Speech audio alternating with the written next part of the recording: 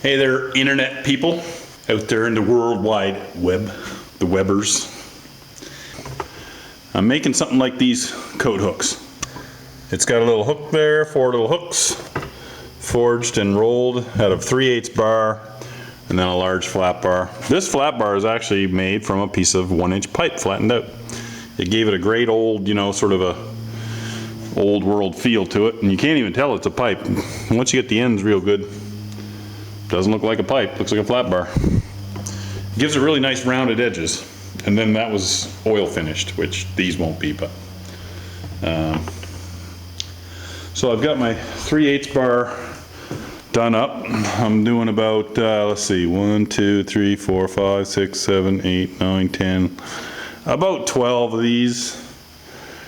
And got those cut. And they're going to go on 1-inch flat bar with fish-tailed ends. Here's one I was just experimenting a little bit, trying to do with the power hammer, make it fast. It's the only way to make money at anything. A little bit of handwork there, not too much. But. Before I go any further, one of you guys don't know how to exactly pronounce the name, Scoder or something like that. I don't know. I don't have it written down here, but. One of my subscribers wants to know how to dress a hammer, and he won't leave me alone, so I'm going to tell him once and for all. I'm going to tell all of you how to dress up a hammer. This is the tool you would use. It would be a blending disc. You guys have all seen those before. Little flap wheel, whatever you want to call it, a blender. Mop wheel, sometimes what it's called. This is about a 60 that's kind of smoothed down. That's about right. The hammer I'm going to work on, it's funny because I got to tell you the story behind this hammer. So this hammer here is very old.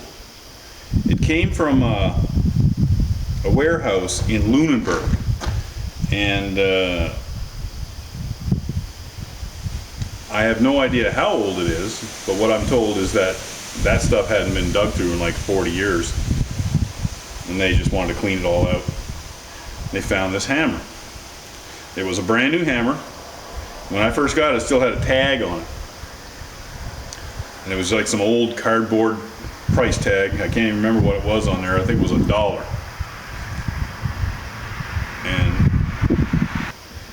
And I had intentions of actually putting this hammer to work. Well, the more I looked at it, and the more I admired it, I couldn't bring myself to even dress this hammer, to put it to work. Because I do have other hammers about the same weight, but it was just such a beautiful hammer. So here it is, up close and personal.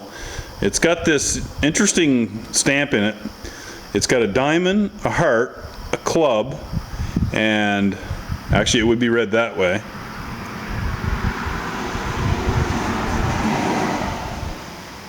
And I don't know if you can read it there, but it says just below that there's a tiny little stamp and it says GFR.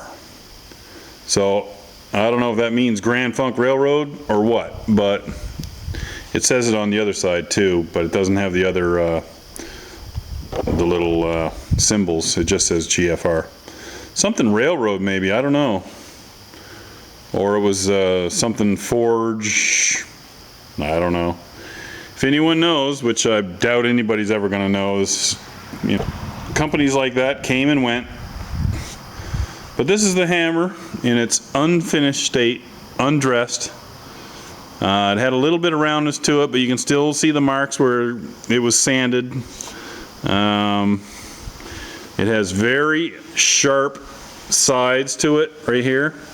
To dress a hammer properly, you want to round these up. You want to get rid of anything that's going to leave any weird indentations in your work. So this has to be rounded considerably. I'm going to put this nice hammer in, and I'm going to dress it. I had thought about selling this hammer, but I think I'll just use the damn thing. So I got it in there, I got my blender, got my safety glasses, ready to go.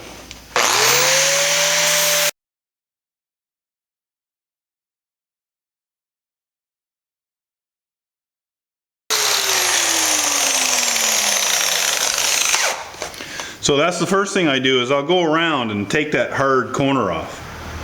I think I'll do a little more. Then I'm gonna go after that and I'm gonna roll this all the way around.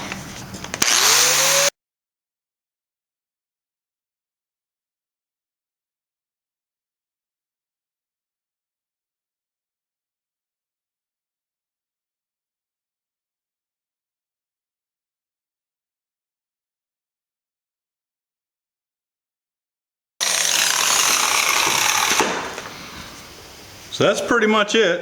There isn't anything else to it. It's just very soft. Everything is real soft and smooth. It's almost round, except the center is pretty well flat. About a quarter size on this hammer. It's about 1.5 inches across normally, but then there's about a quarter size in the center that's more or less flat.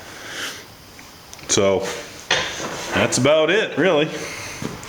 It doesn't look a lot different, but now when you forge, you got that roundness to it so that it won't leave a hard dent. So I'm going to do this side now real quick.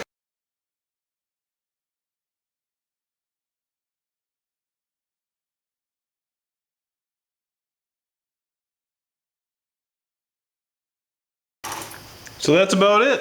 It's not really anything else to do. So you can see where I've taken the corners and rolled them a bit. They don't have to be really, really round. Just got to be round where it's going to hit the steel. That's about it. So let's move on. Let's put it to work.